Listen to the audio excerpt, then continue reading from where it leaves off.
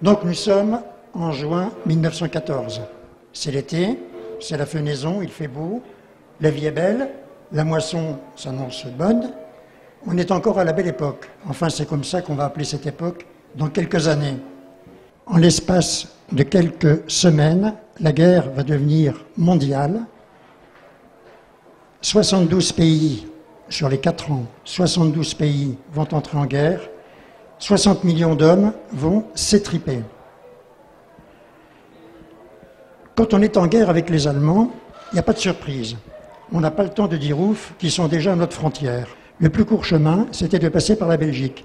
Donc, au diable la neutralité de la Belgique, ils se jettent à travers la Belgique, ils vont se jeter, évidemment, sur les Ardennes, une terre qui a l'habitude de les voir passer et repasser. La population des Ardennes a été alertée par les Belges en particulier, qui se sont repliés, épouvantés par les atrocités commises par les Allemands. Ce sont des pillages, des incendies et surtout énormément d'exécutions sommaires. Les Allemands ont très peur des francs-tireurs, ils ont peur que les civils fassent le coup de fusil contre eux, et pour éviter ça, ils commettent des représailles. Donc, quand les Allemands vont arriver dans les Ardennes, ils vont trouver des villages et des villes qui, pour beaucoup, seront à 20% de leur population. Beaucoup de gens sont partis. Évidemment, ceux qui sont partis les derniers, ce sont les agriculteurs, parce que les agriculteurs, ils ont leur matériel, ils ont leurs animaux, et ils n'ont pas envie de partir. Les Ardennes sont le seul département qui sera occupé pendant 4 ans. Donc, les villes, les villages des Ardennes vont constituer des centres de repos pour les soldats allemands qui viennent des tranchées, qui vont donc arriver dans nos villages, d'une part pour se reposer, d'autre part souvent pour être soignés. Ils arrivent dans un état généralement terrible, ils ont des vêtements en guenilles, ils sont épuisés, souvent blessés, et donc on va les soigner. Toute une organisation va se mettre en place pour les soigner. Chaque village, chaque ville dispose d'une commandanture à la tête de laquelle se trouve un commandant qui a, c'est très facile, il a tous les pouvoirs, y compris celui de mort sur les habitants. Ici, on voit le lycée Chanzy qui était transformé en lazaret. Donc le lazaret, c'est un hôpital de campagne. Évidemment, il y a besoin d'une foule d'hôpitaux. En plus des hôpitaux existants, les Allemands ont créé des lazarets, des ambulances pour accueillir tous leurs blessés. Toujours les réquisitions. Au fil du temps, les Allemands vont manquer de plus en plus de matières premières parce qu'il ne faut pas oublier qu'il y a eu un blocus extrêmement sévère de la part des Alliés, donc de l'Entente, et que les Allemands ne peuvent plus s'approvisionner à l'extérieur. Donc ils vont piller tout ce qu'ils vont pouvoir trouver chez nous.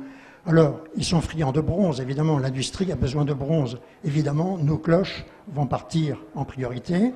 Souvenez-vous aussi qu'on avait un superbe attelage avec une charrue et 6 bœufs au Mont-Olympe. Les 6 bœufs sont partis vers l'Allemagne pour être fondus également.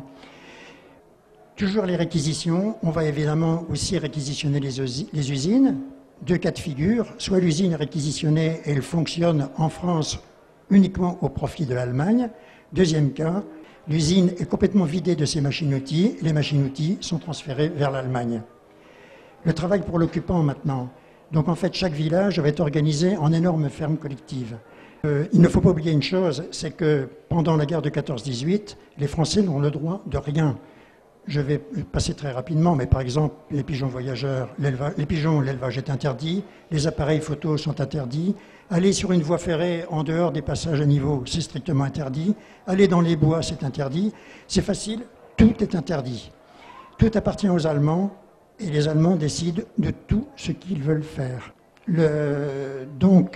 Ici, on a l'accueil des orties. Les Allemands sont très friands des orties, non pas pour les consommer, je ne crois pas, encore paraît-il que ça fasse de la bonne soupe, mais les Allemands récupèrent les orties, les tiges, parce qu'avec la fibre qui est contenue dans les tiges, ils font une toile assez grossière qui est utilisée pour faire des sacs. Sacs qui sont utilisés dans les tranchées, bourrés de terre et qui servent à constituer les remparts. Dans les Ardennes, il y a énormément de camps de prisonniers qui sont installés, mais il y a beaucoup d'étrangers. En particulier, il y a beaucoup de Russes, beaucoup de Roumains, de tous les pays belligérants qui sont en guerre contre l'Allemagne et qui sont prisonniers.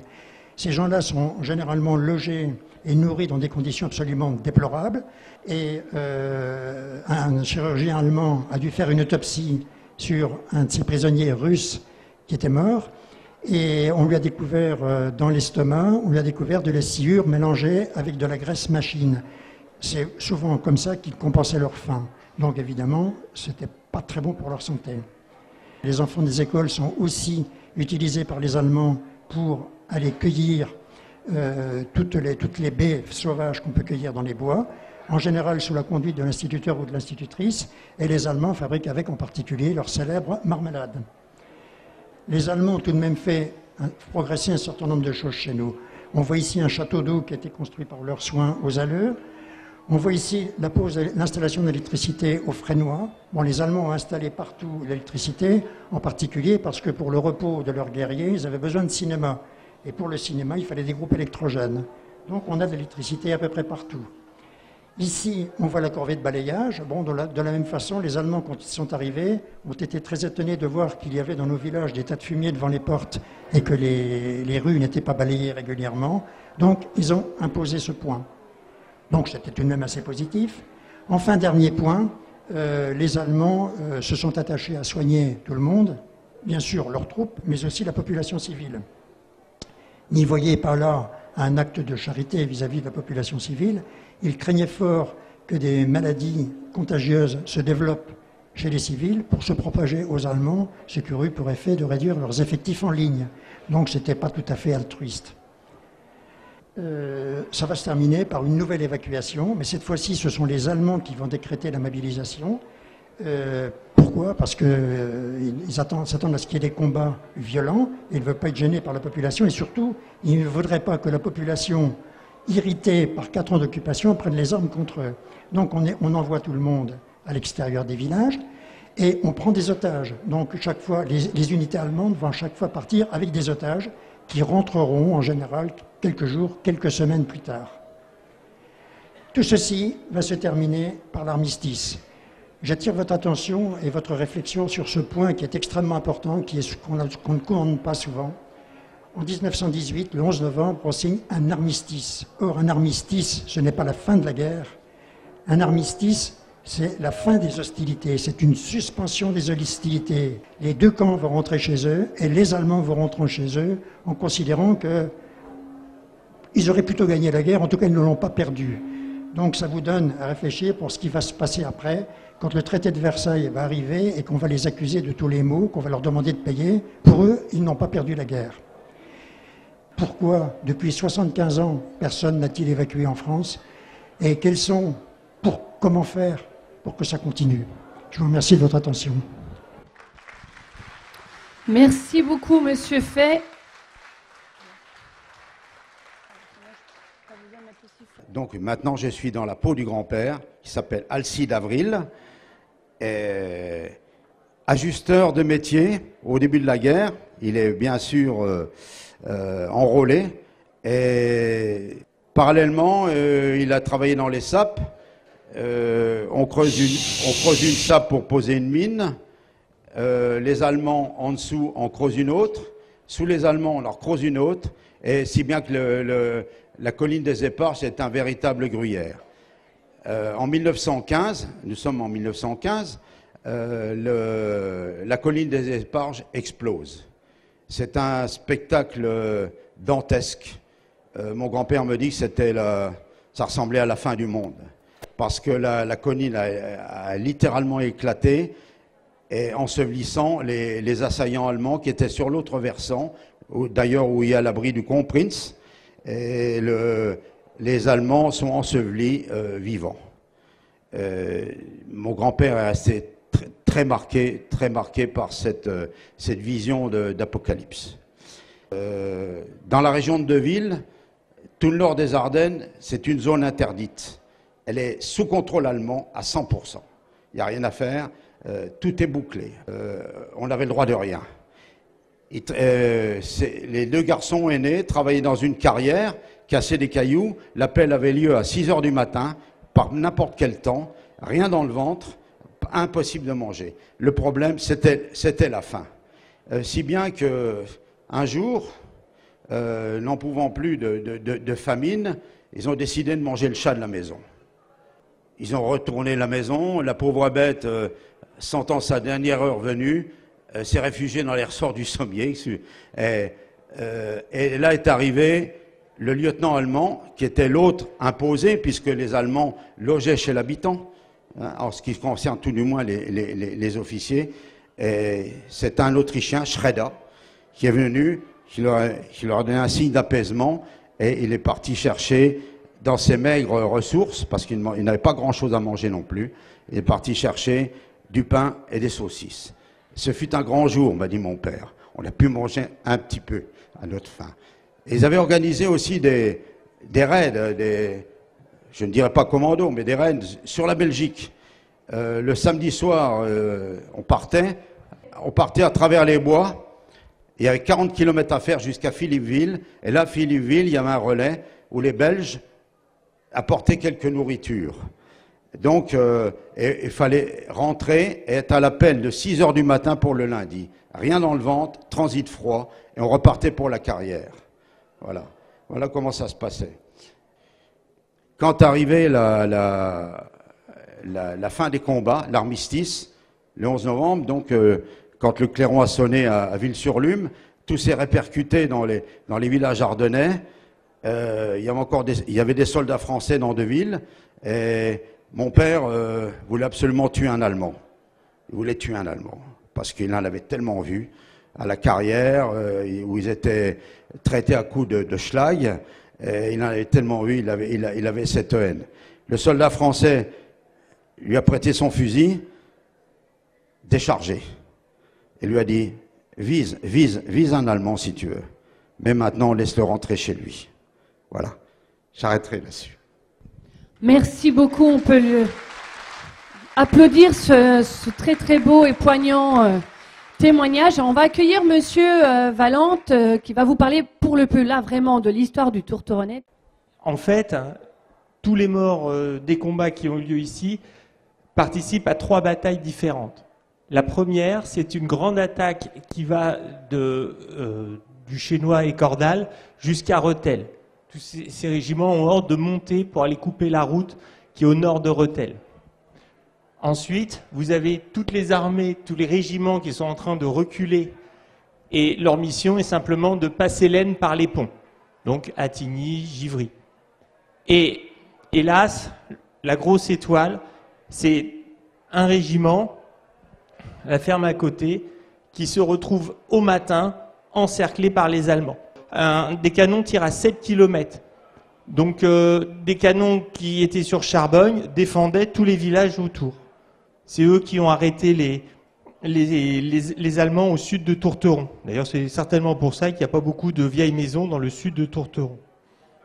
Ces combats n'ont pas forcément été inutiles, puisque, ce qu'on vous disait, l'armée française a reculé, l'armée allemande a avancé, mais l'armée française a pu se renforcer et attaquer par Paris. C'est la victoire de la Marne. Et s'il n'y avait pas eu de combat retardateur, l'armée française n'aurait jamais pu s'organiser sur la Marne. Et puis, j'ai terminé sur cette image qui est particulièrement triste, qui n'a pas été prise ici, mais qui peut peut-être correspondre à une réalité. Il y a quelques petits témoignages qui en font mention. C'est qu'il y avait beaucoup de morts. Qu'est-ce qu'on faisait? On creusait des fosses communes où on faisait des charniers. On entassait les corps et on mettait le feu. Donc ça, c'est une image qui a été prise exactement à la même époque, ailleurs, après la bataille de la Marne. Voilà.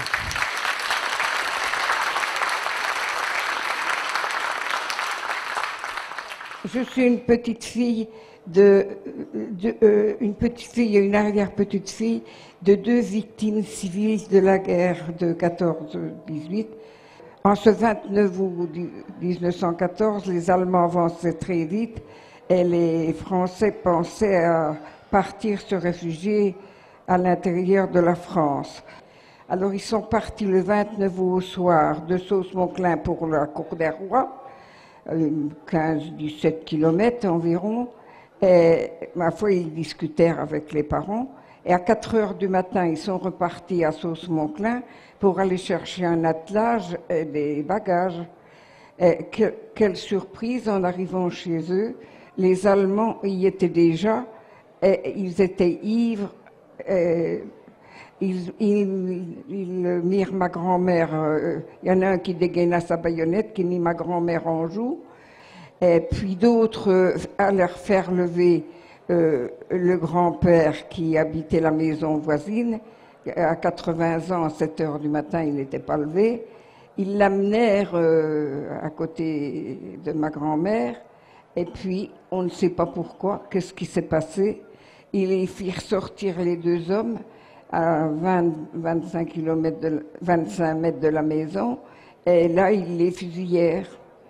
Et puis, ils lâchèrent ma grand-mère qui alla se cacher dans le jardin dans des haricots à rames, terrorisée. Ce n'est que les voisins qui l'ont retrouvée en fin de journée pour lui apprendre la triste nouvelle. C'est pour ça que chaque fois que le 30 août revient, c'est aussi l'anniversaire de la mort de mes grands-parents.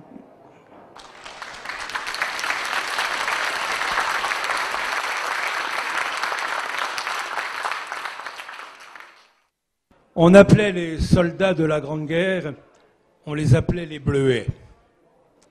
Savez-vous pourquoi?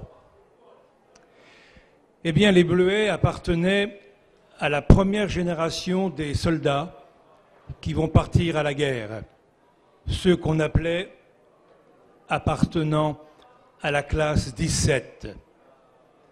Et comme on n'a pas pu les nommer par le terme habituel de les Bleus, l'expression ne convenant pas aux circonstances, on les a tout simplement appelés les Bleuets. Voilà, les Bleuets, ce sont ces jeunes gens de la première génération de la Grande Guerre, ceux qui vont se trouver tout de suite, fantassins surtout et aussi artilleurs, enfoncés dans la boue, le terrible ennemi qu'est la boue dans les tranchées qui s'ouvrent. Et pour donner un peu consistance aux rapides propos que je tiens devant vous, je voudrais évoquer la mémoire de mon père, qui n'était pas fantassin, qui était artilleur, raison pour laquelle peut-être il a pu revenir parmi sa famille. Cet homme qui s'appelle Jean-Paul Vaillant et qui a écrit un récit poignant de sa guerre, L'enfant jeté aux bêtes. Il est important que les jeunes générations savent que des garçons, pour les uns quittant les travaux des champs, pour les autres quittant les dernières classes du lycée après le baccalauréat, vont se retrouver dans cette terrible guerre. Imagine-t-on assez ce qui a pu se passer dans le cœur et dans l'âme de toute cette jeunesse qui va être fauchée? Et mon père me disait, et cela reste pour moi peut-être un des témoignages les plus poignants, lui qui était enfant d'instituteur, il me racontait qu'avec son canon, il s'était retrouvé devant Montois, près de Juniville, et que de sa position avec son canon, il s'est mis à bombarder l'école dans laquelle enseignait son père, école dans laquelle lui-même il avait appris à lire. Je ne sais pas si les mots sont suffisants pour dire ce qu'a été l'extrême misère, au sens fort du taux, même s'ils ne s'en rendaient pas compte alors qu'ils étaient enfoncés dans la boue, de ces jeunes gens qui, selon l'idéal de la patrie, du patriotisme, vont se jeter à cœur perdu dans un combat dont beaucoup ne verront pas la fin.